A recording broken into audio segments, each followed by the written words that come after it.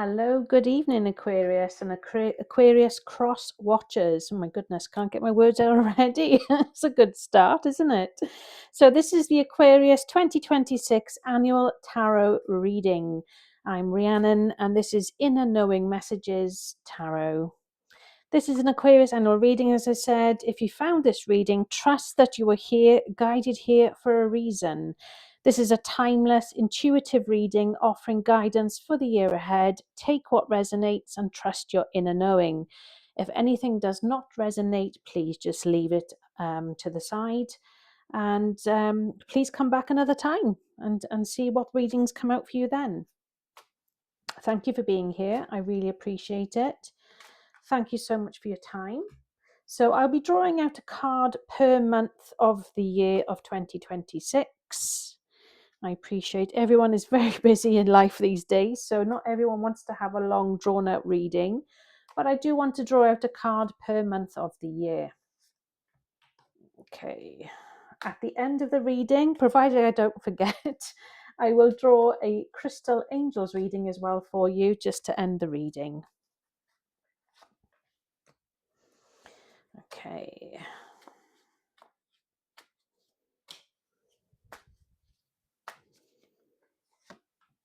That felt like it needed to come out, so I shall draw.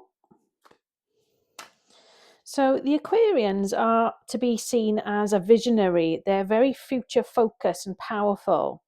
So it'd be interesting to see what will come out in your reading.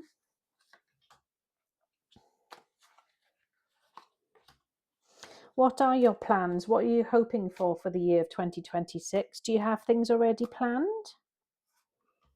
Let me know. Let me know where you're watching from as well. It's always great to know where my watchers are. My wonderful tribe.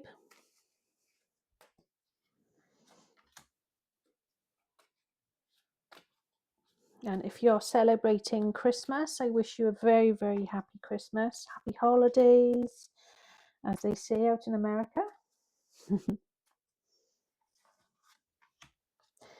There we go. So we have 12 cards drawn out for the year. First card up, we have 7 of Pentacles. I was just checking the number of pentacles on the card. So we have 7 of Pentacles. This means patience. It's one word that I struggle with sometimes, I've got to be honest. But with patience, it says about a new job, self-employment, building business, trade, reputation, craftsmanship, quality, master, expertise, hard work, commitment, dedication, concentration, and success. So be patient. If you're looking to start something new, if you're looking to start a new job or want a new job, or you're thinking about getting into a trade or learning a trade, of course it's going to take time. And I know January, the month after Christmas, we've all got the blues for those that celebrate. It's a bit of a come down month, isn't it? And for me, it's, for example, I'm a Capricorn. I'm on the very edge of Capricorn into Aquarian. So I pick up on both energies here because I'm 20th of January. So for me, I understand this feeling, this energy that's coming from this card already, because I've had to be patient for so many things. And I feel sometimes patience should be actually my middle name because that's all I seem to be doing is waiting. But I understand, and like this card, it's about aligning you for what is ready for you. Whatever's meant for you will not pass you by. Just remember that, whatever you decide to do in January. So February, we have justice. Now, justice is about karmic justice. It's about consequences, legal disputes, law, truth, honesty, integrity, cause and effect, and life lessons. I have this feeling that somebody or some people of you, whoever this resonates with, if you're in a relationship, I feel like some very uncomfortable decisions or conversations are going to be had. Now, February is generally the month of Valentine's, if you're into that, if you celebrate that, where the 14th of February is Valentine's Day, where it's like a romantic time. But I don't know. I feel like for some, unfortunately, there is going to be a bit of a tricky conversation that's going to be quite upsetting. I don't wish that upon anyone, but if you are going through that, I sympathize and empathize with you. I've been in situations myself where it's never been nice, and sometimes we have to clear the air, and hopefully it is just the case. However, if it does mean of a relationship coming to an end or a marriage, please understand that although it may hurt now, if you fast forward a year or two's time, you would feel so much different and relieved. That's how I felt when I ended my marriage. I felt relieved because I was so miserable. And there's a true saying as well that, like, I felt so lonely when I was married. I didn't feel like I was in a marriage. I didn't feel like I was with that person I was married to. And so I actually felt that when I was single afterwards, I actually felt more fulfilled and not lonely. Whereas when I was married, I felt lonely. So I hope that can make sense to some people. Sometimes when you've fallen out of love with someone and you're not compatible anymore, you've both changed and grown, and you're sort of doing this really, then coming together, then if you can't repair that, then clearly it's time to make that break. So I hope that will be of help and guidance to someone out there. For the month of March, we have card number 21. It's the World card. So the world symbolizes success, achievement, accomplishment, travel, completion, fulfillment, sense of belonging, and wholeness. Now, isn't it ironic that I was just talking about feeling alone and, not having that togetherness, and yet the March card is saying about being whole. So if you are going through that heartbreak, that breakup of a relationship or partnership, then when you go into the month of March, of course you're still going to be hurting and going through the motions and things, but you'd be surprised of the lift that you're going to feel. Now, doesn't necessarily mean this is going to apply for everyone that's having a breakup of some sort, but it just means that the world will keep spinning, things will keep changing and evolving. And it helps to prepare you. When you let go of something that's negative or toxic, you'd be surprised at how many opportunities all of a sudden will appear. Never knew they were there before, never knew anything about them. And then all of a sudden, boff, there it is. Something new pops up, and, a new avenue, travel, plans, you get invitations, jobs, all sorts of things start to open up for you. And the success from that is just wow, and it just goes to show that once you remove something that's negative or not good for you, how much that suppressed you firstly, but then it makes you see, oh my gosh, was I really that down, or was I really that negative or that closed? And then when you let go of something, you're freeing yourself, you're attracting then this newness, this new energy to come towards you. So March looks like an interesting month so far. We go into April, card number 2. Now, card number 2 is the High Priestess. Please don't get caught up on the sex of this card. It is purely a female energy. We all have male and female energy within us. So please don't get caught up on the fact that this is a female person, lady in the card here, okay? So this is about mystery, intuition, inner knowing, self-trust, spiritual insight, emotional stability, divination, esoteric wisdom and knowledge, things yet to be I can't speak today. Things yet to be revealed, and spirit guides. So when it comes to April, I feel like moving on from March, when you start having these changes and these opportunities and these invitations and things opening up for you, I also feel like you are going to start being more open, or if you're into, clairvoyance and, being a medium or connected more to the spirit side of things, I feel like the veil will lift a bit more for you. And I feel like you'll start to be more intuitive, more, getting more downloads and things. I go through motions, 1 minute I'm completely just, going along my day. Then all of a sudden I'll have a number of things come to me and I don't even know how or where they came from, but they just seem to happen. And that's how it's always been for me. So it'd be interesting if you do start having experiences, let me know. Okay, so we move on to the month of May, month 5. And this is card number 13. This is death. Now, don't be afraid when you see the death card. Death simply means change. Death can mean the ending of a situation. It doesn't necessarily mean losing a person or losing a pet or something. It can actually mean losing or an end of anything. It could be an end of your spiritual transformation. It could be about new beginnings, letting go of something old, endings, change, transition, sudden or unexpected upheaval, and endings and release. So, like I say, death isn't necessarily about the death of a person, a loved one, or of a pet. It can certainly mean just something changing, something ending, coming to an end. You could be finishing a contract, you could be finishing a course. You could have been traveling for a period of time and now your travels have come to an end and it's back to reality. Or you might decide to do something different, and change things up. So that's literally what death is all about. So don't get too concerned or worried about that. Please just let it be. Go with the flow.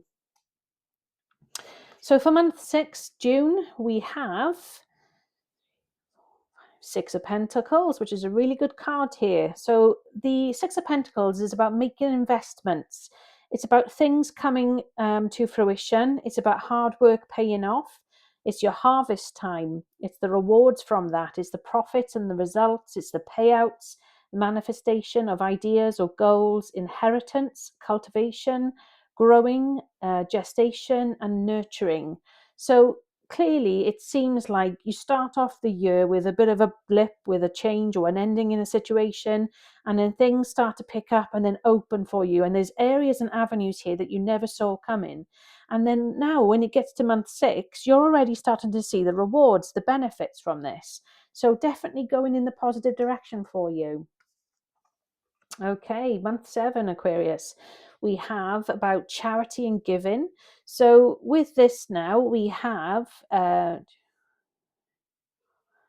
okay, we have the Six of Pentacles. So I do apologize. The previous card was 1, 2, 3, 4, 5, 6, 7 of Pentacles was the previous card. I do apologize. So this one is the Six of Pentacles. I can't count today. It's one of them days. So this is about gifts, generosity, clarity, charity, donations, money, community, assistance, support, employment, sharing kindness, wealth, prosperity, power, authority, control, and investors. So again, all positiveness leading on from the cards that started to come together from April, May, June, and now into the July. So it's opening up chapters for you. You've got lots of new things coming into fruition. There's going to be a lot more sense of community and community spirit around you. So definitely, again, moving in the same good, positive direction. Okay, so we're now on to month 8, which is August, and we have the Hanged Man. Now, the Hanged Man is card number 12. The Hanged Man can make you feel trapped. It can make you feel confined, self-limiting, uncertainty, lack of direction, needing a release, letting go, sacrifice, waiting, lack of direction, perspective, and contemplation. Now, if you think about it, the person, the hangman, is literally hanging around. He's hanging off this tree, branch, whatever you want to call it here. But he's literally there. He's just there. He's just looking at things from a different angle, different viewpoint. But really, when he thinks about things, he actually has all these things that are coming on behind him, all these opportunities. And it's just about changing your mind and flipping that and thinking, okay, what can I do? If I feel trapped or there's a lack of direction, then it's about, coming back together with yourself and, the drawing board and finding out, right, what is there for me? What resonates with me? What can I do? And with this, then you'll be able to see potentially an opening, a new direction, and a new perspective of things. Don't get hung up just on the month of August, okay? Because things will change for you, things will move on. There we go. This is exactly what I mean. Card 0, the Fool. This is the beginning card of the pack. This is really, really positive. So with the Fool, you have innocence, freedom, originality, adventure, travel, foolishness, carelessness, idealism, youth, spontaneity, lack of commitment, and new beginnings. This is exactly what I was feeling and thinking from the last card prior to that, which was the Hangman. So there's definitely going to be a new change, a new chapter, a new adventure, something new, something starting. And wow, where's this going? Where are you going to end up? Let's see. So October, we have and this was in the reverse position. So with this card here, we have the Knight of Pentacles, which is in the reverse position. And what this means is that you've been impatient, lazy. It's about apathy, lack of common sense, unstable, unskilled, and unreliable and disloyal. Now, again, I would say because you're going to be starting something new come September, it's more about, when you feel like a fish out of water, when you start something new, you don't know everything. You're brand new. So you're still learning. You're still feeling and getting your way around things and understanding things. So I wouldn't say necessarily it's going to be as bad as that. I just think maybe you are impatient because you want to know everything now. You want to be like competent now. You don't want to be the new person in the team or the new person in the work environment, or if you play a sport or something, you want to be more competent and confident in yourself. And I think that's where the impatience is coming from. November, another card that's upside down. So we have here, what do we have? Okay, so we have the two people here in the card. It was supposed to be all about teamwork, but for you, it's about apprenticeship. There we go. So this is about learning, studying, growing, and hard work, commitment. So I really feel like coming towards the last part of the year, you're going to start something quite big and new, and I feel like you are the new kid on the block. Showing my age now with that group, but I feel like you really are having to start something new, or you're going to step into a role that you've never done before, and this is such a massive change for you, and it will knock your confidence, because it's not like a bad thing necessarily. It's just because you don't know, you've never done it before. When you're used to being in charge and in control and knowing everything, like you used to be in a job for 10, 20 years, you know everything inside out, the back of your hand, and then all change, and then you're doing something different. So don't put pressure on yourself. Just go with the flow, listen, take notes, just talk to your peers, your mentorship, your coach, your whoever that you've got to work with or go to, and just be honest. Just be open and honest about how you're feeling, and structure that action plan so it's a way that you can step forward with your learning. And the last we have here, which again is upside down, we had the marriage card, the 10 of Cups, which is about celebration. But because it was upside down or in reverse, it's about being unhappy, home family life, dysfunctional family, and broken home. Now, I hope, and this is obviously your choice, this is not for me to judge, but I would like to think that you haven't gone back to the person that you broke up with.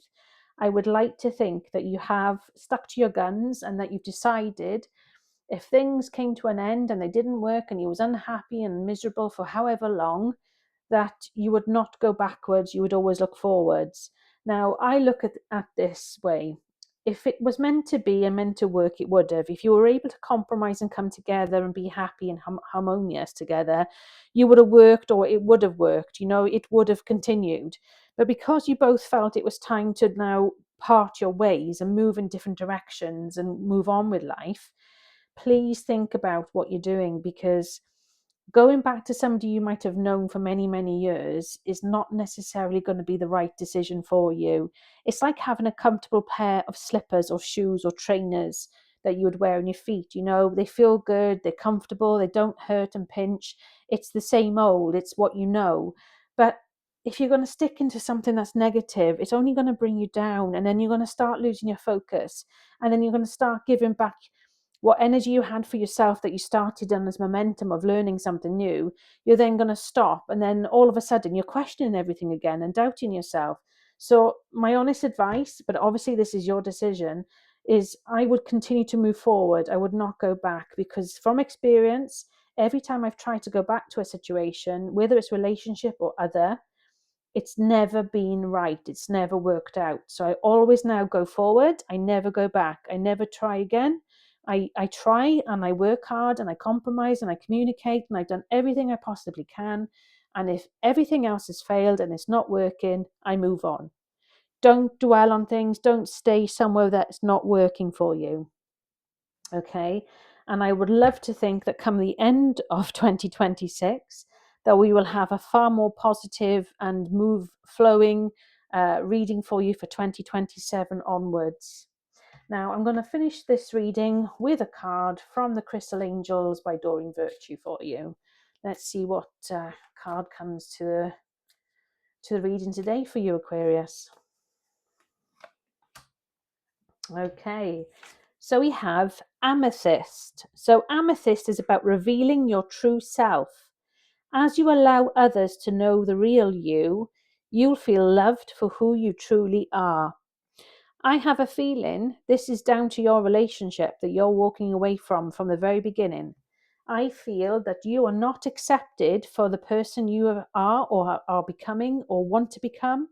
I feel that there's this misunderstanding or this lack of loyalty and trust there. For me, I feel that being your true self is what's going to light you up inside and is what's going to make you happy.